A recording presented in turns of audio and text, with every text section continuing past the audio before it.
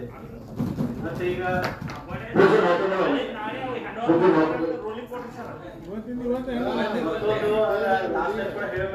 File ತಗೊಂಡು ಬಂದಿದ್ದು ಅವಾಗ ಮುಗ್ದೈತಿ, ಅವಧಿ ಮುಗ್ದೈತೆ ಅವ್ರು ಅದ್ರ ಹ್ಯಾಂಡ್ ಓವರ್ ಮಾಡ್ಕೊಂಡು ಬಿಡ್ರಿ ಮೇಡಮ್. ಈಗ ಅದು 2 ತಿಂಗಳು ಅವರು ಆಲ್ರೆಡಿ ಯೂಸ್ ಮಾಡಿದ್ದಾರೆ, ಅದರಿಂದ ಬಾಕಿ ಕೂಡ ಅವ್ರು ತಗೊಂಡಾರೆ. ಆ ಬಾಡಿಗೆ ನಮ್ಗೆ ಬರ್ತೈತೆ ನೋಡ್ರಿ ಮೊದಲನೇ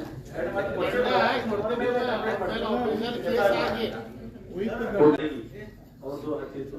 ಆ ನಂತರ ಅವರು ವಿತ್ ಪೆನಾಲ್ಟಿ ಮತ್ತು ಅದಕ್ಕೆ ಏನು ವಕೀಲರು ಅವ್ರಿಗೆ FIR ಮಾಡೋದು, ಈ ತರ ಎಲ್ಲ ಸರಿಪಡಿಸಬೇಕು. ಅದನ್ನ